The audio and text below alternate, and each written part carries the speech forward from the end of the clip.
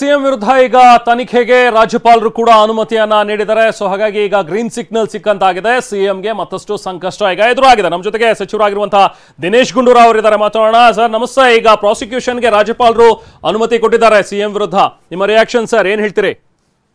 ನೋಡಿ, ಈ ಒಂದು ಷಡ್ಯಂತ್ರ ಅದು ಯಾವಾಗ ಅವರು ಶೋಕಾಸ್ ನೋಟಿಸ್ ಕೊಟ್ರು, ಯಾವ ದಿವಸ ಅವ್ರಿಗೆ ಪರ್ಮಿಷನ್ ಕೇಳಿದ ದಿವಸನೇ ಶೋಕಾಸ್ ನೋಟಿಸ್ ಇಶ್ಯೂ ಮಾಡಿದ್ರಲ್ಲ, ಅವತ್ತೇ ಗೊತ್ತಾಗೋಯ್ತು ಈ ರಾಜ್ಯಪಾಲರು ಕೈಗೊಂಬೆ ಆಗಿದ್ದಾರೆ ಮತ್ತು ಈ ಷಡ್ಯಂತ್ರ ರೂಪಿಸಿದ್ದಾರೆ. ಕೇಂದ್ರದಲ್ಲಿ ಅಮಿತ್ ಶಾ, ಮೋದಿ ಎಲ್ಲ ಸೇರಿ ಒಬ್ಬ ಸಿದ್ದರಾಮಯ್ಯ ಅವ್ರನ್ನ ಹೇಗಾದ್ರೂ ಮಾಡಿ ನಾವು ಮಟ್ಟ ಹಾಕ್ಬೇಕು. ಯಾಕಂದ್ರೆ ಅವ್ರ ವಿರುದ್ಧ ಎತ್ತಿನ ಮತ್ತು ನೇರವಾದಂತ ನುಡಿಗಳನ್ನ ಆಡುವಂತ ಒಬ್ಬ ಮುಖ್ಯಮಂತ್ರಿ ಮತ್ತು ಒಬ್ಬ ನಾಯಕ ಅಂತ ಹೇಳಿದ್ರೆ ಸಿದ್ದರಾಮಯ್ಯನವರು. ಅವರನ್ನ ಹೇಗಾದ್ರೂ ಮಾಡಿ ಮುಗಿಸ್ಬೇಕು, ಕಾಂಗ್ರೆಸ್ ಸರ್ಕಾರವನ್ನ ಅಸ್ಥಿರಗೊಳಿಸ್ಬೇಕು ಅಂತ ಕಾನ್ಸ್ಪಿರಸಿ ರಚನೆ ಆಗಿರೋದ್ ಬಗ್ಗೆ ಸ್ಪಷ್ಟ ಆಯ್ತು. ಆಮೇಲೆ ಇದು ಇಶ್ಯೂ ಪ್ರಾಸಿಕ್ಯೂಷನ್ ಸ್ಯಾಂಕ್ಷನ್ ಈ ರಾಜ್ಯಪಾಲ ಯಾವುದೇ ಆಧಾರ ಇಲ್ಲದೆ ಇದ್ರೂ ಕೂಡ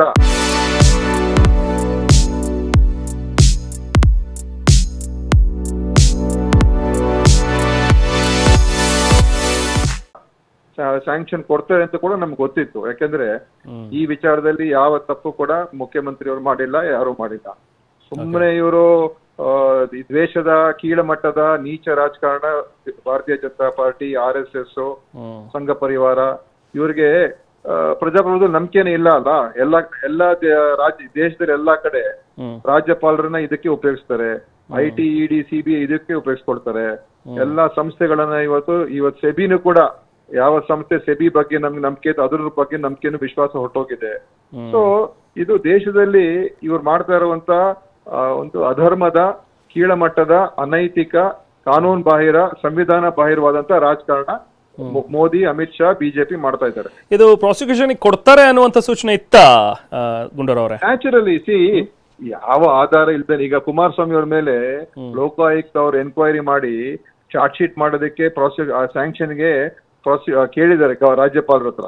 ಎಷ್ಟು ತಿಂಗಳಿಂದ ಇದೆ ಅವ್ರ ಹತ್ರ ಇನ್ವೆಸ್ಟಿಗೇಷನ್ ಮಾಡಿ ಅವ್ರು ತಪ್ಪಾಗಿ ಅಂತ ನಮ್ಗೆ ಕಂಡು ಬಂದಿದೆ ಅಂತ ಒಂದು ಪೊಲೀಸ್ ಅವರು ಒಂದು ತನಿಖಾ ಸಂಸ್ಥೆ ಪರ್ಮಿಷನ್ ಕೇಳಿ ಎಷ್ಟು 8-10 ತಿಂಗಳಾಗಿದೆ. ಇನ್ನು ಅದ್ರ ಬಗ್ಗೆ ರಿಯಾಕ್ಷನ್ ಇಲ್ಲ. ಅದೇ ತರ ಬೇರೆಯವ್ರ ಮೇಲೆಲ್ಲ ಇದೆ ಈ ರೀತಿಯಾಗಿ ಬೇರೆ ಬೇರೆ ಇದೆ. ಅದು ಡಿಫೆನ್ಸ್ ಆಗಲ್ವಲ್ಲ? ಅಂದ್ರೆ ಅವ್ರಿಗೆ ಕೊಟ್ಟಿಲ್ಲ ಅಂದ ತಕ್ಷಣ ಇಲ್ಲಿ ಕೊಡಬಾರ್ದು ಅನ್ನುವಂತ ಒಂದು ಡಿಫೆನ್ಸ್ ಆಗಲ್ವಲ್ಲ ದಿನೇಶ್? ನಾನು ಹೇಳೋದು ಕಾನ್ಸ್ಪಿರಸಿ ಇದೆ ಅಂತ ಹೇಳ್ತಾ ಇರೋದು. ಏನು ಸಿಎಂ ಅವ್ರ ಏನ್ ತಪ್ಪು ಮಾಡಿಲ್ಲ, ಅವ್ರ ಅಧಿಕಾರ ದುರುಪಯೋಗ ಪಡಿಸ್ಕೊಂಡಿಲ್ಲ.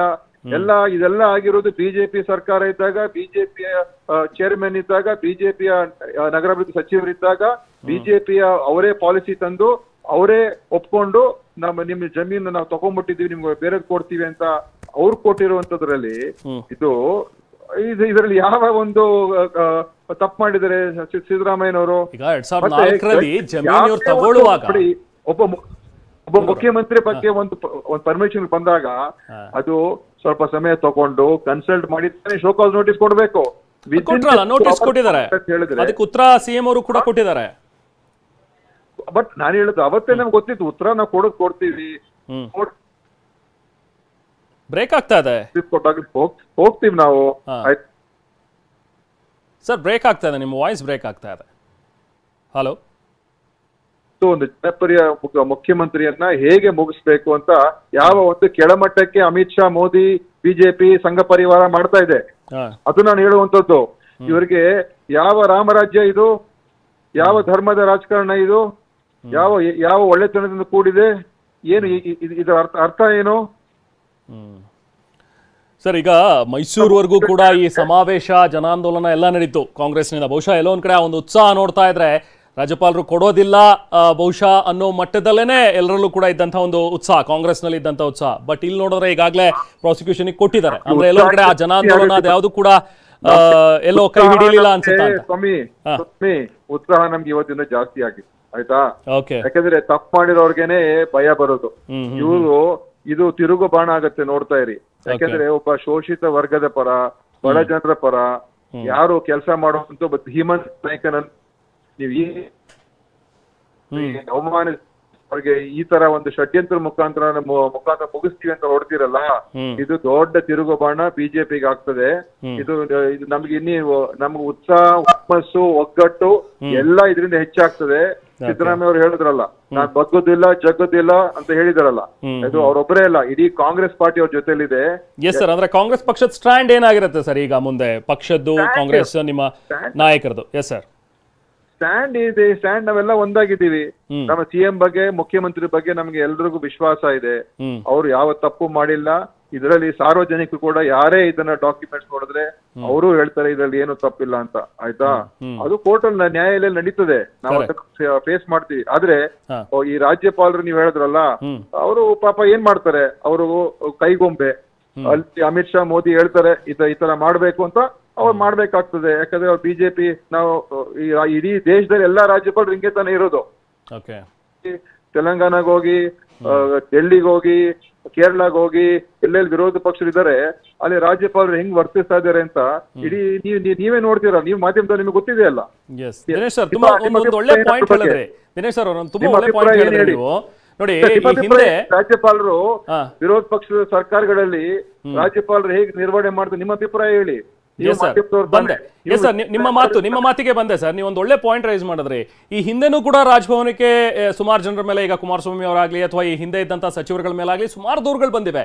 ಆದ್ರೆ he will take his own time. ಈಗ ಯಾರ್ದಾದ್ರ ಮೇಲೆ ಈ ತರದ ದೂರು ಬಂದಾಗ, ಬಟ್ ಸಿಎಂ ವಿರುದ್ಧ, ಸಿದ್ದರಾಮಯ್ಯ ಅವರ ವಿರುದ್ಧ ಬಂದ ತಕ್ಷಣ ಇಮಿಡಿಯೇಟ್ ಆಗಿ ಬೆಳಿಗ್ಗೆ ದೂರು ಬಂತು, ಸಂಜೆ ನಾನು ಶೋಕಾಸ್ ನೋಟಿಸ್ ಕೊಡ್ತೀನಿ, 7 ದಿನ ಟೈಮ್ ಕೊಡ್ತೀನಿ, ಅದಾದ ನಂತರ ಅವ್ರು ಉತ್ತರ ಕೊಟ್ಟ ಮೇಲೂ ಕೂಡ ತರಾತುರಿಯಲ್ಲಿ ಇದನ್ನ ಪರ್ಮಿಷನ್ ಕೊಟ್ಟಿದ್ದಾರೆ ಅನ್ನುವಂಥ ಒಂದು ವಿಚಾರ. ಸೊ ಇದು ಬಹುಶಃ ಎಲ್ಲೋ ಒಂದ್ ಕಡೆ ಇದು ಕೂಡ ನಿಮ್ಗಳಿಗೆ ಸಂಶಯಕ್ಕೆಡೆ ಮಾಡ್ಕೊಡ್ತಾ ಇದೆಯಾ ಅಂತ ಹೇಳಿ ದಿನೇಶ್ ಸರ್? ಇವೆಲ್ಲ ಮೊದಲೇ ರೂಪಿತ ಆಗಿರುವಂತದ್ದು. ಇದು ಕೇಂದ್ರದಲ್ಲಿ ನಾವು ಹೇಳಿದ್ವಲ್ಲ, ಪದೇ ಪದೇ ಹೇಳ್ಬೇಕಾಗಿಲ್ಲ. ಇದು ಎಲ್ಲ ಕೇಂದ್ರದ ಬಿಜೆಪಿ ಸಂಘ ಪರಿವಾರ ಲೀಡರ್ಸ್ ಸೇರಿ ಹೇಗೆ ಈ ಧ್ವನಿಯನ್ನ ಹೇಗೆ ನಾವು ಮುಗಿಸ್ಬೇಕು, ಸಿದ್ದರಾಮಯ್ಯ ಅವ್ರನ್ನ ಹೇಗೆ ಮುಗಿಸ್ಬೇಕು, ನಾವು ರಾಜಕೀಯವಾಗಿ ಮುಗಿಸಕ್ ಆಗ್ತಾ ಇಲ್ಲ. ಅದಕ್ಕೆ ಈ ರೀತಿಯಾದಂತ ಸಂವಿಧಾನ ಬಾಹಿರವಾದಂತ ಕ್ರಮಗಳು ತೆಗೆದುಕೊಂಡು, ಅನೈತಿಕ ಕಾನೂನು ಬಾಹಿರ ಕ್ರಮಗಳು ತೆಗೆದುಕೊಂಡು, ಎಲ್ಲಾ ಸಂಸ್ಥೆಗಳನ್ನು ದುರುಪಯೋಗ ಪಡಿಸ್ಕೊಂಡು ಅವ್ರಿಗೆ ನಾವು ಇಕ್ಕಟ್ಟಿಗೆ ಸಿಕ್ಕಾಕ್ಸೋಣ, ತೊಂದರೆ ಕೊಡೋಣ. ಇದ್ರ ಮುಖಾಂತರ ಅವ್ರಿಗೆ ಅವರ ಹೆಸರಿಗೆ ಮಸಿ ಹಾಕುವಂತ ಕೆಲಸ ಮಾಡ್ಬೇಕು, ಅವ್ರ ವರ್ಚಸ್ಸನ್ನ ಕುಗ್ಗಿಸ್ಬೇಕು. ಯಾಕಂದ್ರೆ ಅವ್ರು ಜೋರಾಗಿ ಮಾತಾಡ್ತಾರೆ ಸಿದ್ದರಾಮಯ್ಯನವರು. ಅಮಿತ್ ಶಾಗೂ ಕೇರ್ ಮಾಡಲ್ಲ, ಮೋದಿ ಅವ್ರಿಗೂ ಕೇರ್ ಮಾಡಲ್ಲ, ಯಾರಿಗೂ ಕೇರ್ ಮಾಡಲ್ಲ. ಇದ್ದಾಗೆ ನೇರವಾಗಿ ಮಾತಾಡ್ತಕ್ಕಂತ ಒಬ್ಬ ಜನನಾಯಕ. ಆ ಧ್ವನಿಯನ್ನ ಇವರು ಸಹಿಸಕ್ ಆಗ್ಲಿಲ್ಲ. ಮೊನ್ನೆ ಚುನಾವಣೆಯಲ್ಲಿ ಮೋದಿ ಅವರು ಇಲ್ಲೆಲ್ಲ ಕರ್ನಾಟಕ ಪ್ರಚಾರ ಮಾಡಿ ಹೋದ್ರಲ್ಲ, ಹೋಗಿ ಬಂದು ಅವರ ಪ್ರಚಾರದಿಂದ ಬಿಜೆಪಿ ಧೂಳಿಪಟ ಆಯ್ತು ರಾಜ್ಯದಲ್ಲಿ. ಆ ಅವಮಾನ ಬಹುಶಃ ಮೋದಿ ಅವರಿಗೆ ಸಹಿಸ್ಕೊಳಕ್ ಆಗ್ಲಿಲ್ಲ. ಈ ವ್ಯಕ್ತಿನ ನಾನು ಹೆಂಗಾದ್ರೂ ಸೇಡ್ ತೀರ್ಸ್ಕೋಬೇಕು ಅಂತ, ಇದು ಒಂದು ಸೇಡಿನ ರಾಜಕಾರಣ. ಇದು ಕೀಳಮಟ್ಟದ ಒಂದು ಕೆಟ್ಟ ನೀಚ ರಾಜಕಾರಣ ಇದು ಮಾಡ್ತಾ ಇರೋದು. ಅದು ಮಾಡ್ಲಿ, ನಾವು ಇದನ್ನ ಎಕ್ಸ್ಪೆಕ್ಟ್ ಮಾಡ್ತಾ ಇದ್ದೀವಿ. ಎಲ್ಲಾ ವಿರೋಧ ಪಕ್ಷಗಳ ರಾಜ್ಯಗಳಲ್ಲಿ ಇದು ಎಲ್ಲರೂ ಕೂಡ ಇದಕ್ಕೆ ತಯಾರಾಗ್ಬೇಕು. ಇವತ್ತು ಈಗಾಗಲೇ ಆಗಿದ್ದಾರೆ. ಜಾರ್ಖಂಡ್ ನೋಡಿದೀವಿ, ದೆಹಲಿಯಲ್ಲಿ ನೋಡಿದೀವಿ, ಈಗ ಬೇರೆ ಬೇರೆ ರಾಜ್ಯಗಳಲ್ಲಿ, ತಮಿಳುನಾಡಲ್ಲಿ ಏನ್ ಪ್ರಯತ್ನ ಮಾಡ್ತಾ ಇದ್ದಾರೆ, ವೆಸ್ಟ್ ಬೆಂಗಾಲ್ ಏನ್ ಪ್ರಯತ್ನ ಮಾಡ್ತಾ ಇದ್ದಾರೆ, ಮತ್ತು ಎಲ್ಲಾ ಕಡೆ, ಮಹಾರಾಷ್ಟ್ರದಲ್ಲಿ ಏನ್ ಮಾಡಿದ್ರು ನಮ್ ಸರ್ಕಾರ ಇದ್ದಾಗ. ಇದಕ್ಕೆ ನಾವು ತಯಾರಾಗ್ಲೇಬೇಕು. ಯಾಕಂದ್ರೆ ಈ ಬಿಜೆಪಿ ಇದೊಂದು ಪೆಡಂಭೂತ ತರ ಬೆಳೆದಿದೆ. ಈಗ ಯಾರನ್ನು ಕೂಡ ಬಿಡಬಾರದು, ಎಲ್ರನ್ನು ಕೂಡ ಮುಗಿಸ್ಬೇಕು, ನಾವು ಒಬ್ಬರೇ ಇರ್ಬೇಕು ಅಂತ. ಪ್ರಜೆಗಳು ಉಳಿಸ್ಬೇಕಾದ್ರೆ ನಾವು ಫೈಟ್ ಮಾಡ್ಲೇಬೇಕಲ್ಲ. ಧೈರ್ಯವಾಗಿ ಯಾವುದೇ ಭಯ ಭೀತಿ ಇಲ್ದೇನೆ ಫೇಸ್ ಮಾಡ್ತೀವಿ. ನಮ್ಮ ನಾಯಕರಿಗೆ ಯಾವುದೇ ಭಯ ಇಲ್ಲ, ಅವರು ಕೂಡ ಇದನ್ನ ಎಲ್ಲಾ ತಯಾರಾಗಿದ್ದೀವಿ. ಖುಷಿನೇ ಆಗ್ತದೆ ನಮ್ಗೆ ಇವತ್ತು. ಇನ್ನು ಹುಮ್ಮಸ್ಸಿನಿಂದ, ಉತ್ಸಾಹದಿಂದ ನಾವು ಎದುರಿಸ್ತೀವಿ. ದಿನೇಶ್ ಸರ್, ಈಗಾಗಲೇ ವಿಪಕ್ಷಗಳು, ಈಗ ಬಿಜೆಪಿ ಮತ್ತೆ ಜೆಡಿಎಸ್ ಇಬ್ರು ಸೇರ್ಕೊಂಡು ರಾಜೀನಾಮೆಯನ್ನ ಕೇಳ್ತಾನೆ ಇದ್ದಾರೆ, ಸಿಎಂ ರಿಸೈನ್ ಮಾಡಬೇಕು ಅಂತ ಹೇಳಿ. ಈಗ ಅನುಮತಿ ಬೇರೆ ಕೊಟ್ಟಿರೋದ್ರಿಂದ ಅಫ್ಕೋರ್ಸ್ ಅವರ ಒಂದು ಧ್ವನಿಗೆ ಮತ್ತಷ್ಟು ಒಂದು ಬಲ ಸಿಗುತ್ತೆ. ಈಗ ಮತ್ತಷ್ಟು ಲೌಡ್ ಆಗಿ ಈಗ ಕೇಳ್ತಾರೆ ಅವರು ರಾಜೀನಾಮೆಯನ್ನ. ಸೊ ಏನಿರುತ್ತೆ ಪಕ್ಷದ ಸ್ಟ್ಯಾಂಡ್? ಹಾಗಾದ್ರೆ ನಿಮ್ಮ ನಾಯಕರುಗಳದು ಎಲ್ಲ ಸ್ಟ್ಯಾಂಡ್ ಏನಿರುತ್ತೆ? ನೀವು ಸಿದ್ದರಾಮಯ್ಯ ಅವ್ರನ್ನ ಮುಖ್ಯಮಂತ್ರಿ ಆಗಿರೋದನ್ನ ನೋಡೋದಕ್ಕೆ ನಿಮ್ ಕೈಲಿ ಆಗ್ತಾ ಇಲ್ಲ. ನಿಮಗೆ ನೀವು ಮಾಡಿರುವಂತ ಭ್ರಷ್ಟಾಚಾರ, ಅನಾಚಾರ, ಅದು ಯಡಿಯೂರಪ್ಪನವರಾಗ್ಲಿ, ಅವ್ರ ಮಗ ವಿಜಯೇಂದ್ರ ಯಾವ ರೀತಿ ನಡ್ಕೊಂಡಿದ್ದಾರೆ ಇಡೀ ದೇಶಕ್ಕೆ, ರಾಜ್ಯಕ್ಕೆ ಗೊತ್ತು. ಸಿದ್ದರಾಮಯ್ಯ ಅವ್ರಿಗೆ ನೀವು ಹೋಲಿಕೆ ಮಾಡಕ್ ಆಗ್ತದ? ಈ ವಿಜಯೇಂದ್ರ ಯಡಿಯೂರಪ್ಪ ಮುಖ್ಯಮಂತ್ರಿ ಆಗಿದ್ದಾಗ ಎಲ್ಲಾ ಫೈಲ್ ಅವರೇ ತರ್ಸ್ಕೊಂಡು ನೋಡ್ತಾ ಇದ್ರಲ್ಲ. ಇದು ನಿಮ್ಗೂ ಗೊತ್ತಿತ್ತು ವಿಜಯೇಂದ್ರ ಟ್ಯಾಕ್ಸ್ ಅಂತ ಏನು ಅಂತ. ಸೊ ಇವ್ರಿಗೆಲ್ಲ ಏನಿದೆ ನೈತಿಕತೆ?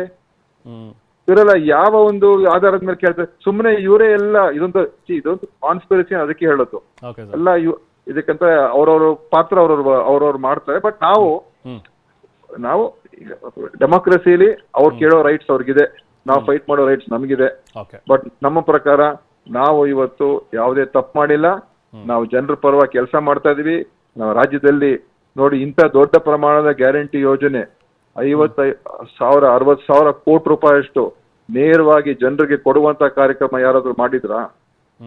ಅದು ಮಾಡಬೇಕಾದ್ರೆ ಎಷ್ಟು ಧೈರ್ಯ ಬೇಕು, ಎಷ್ಟು ಯಾವ ಒಂದು ಹೃದಯ ಇರಬೇಕು, ಮನಸ್ಸಿರ್ಬೇಕಲ್ಲ. ಬರೀ ಮಾಡೋದಕ್ಕೆ ನಿಂತಿದ್ರು ಇವರು. ನಾವು ಜನರಿಗೆ ನೇರವಾಗಿ ಕೊಡೋದಕ್ಕೆ ರೆಡಿ ಆಗಿರುವಂತ ಸರ್ಕಾರ ಇದು. So okay.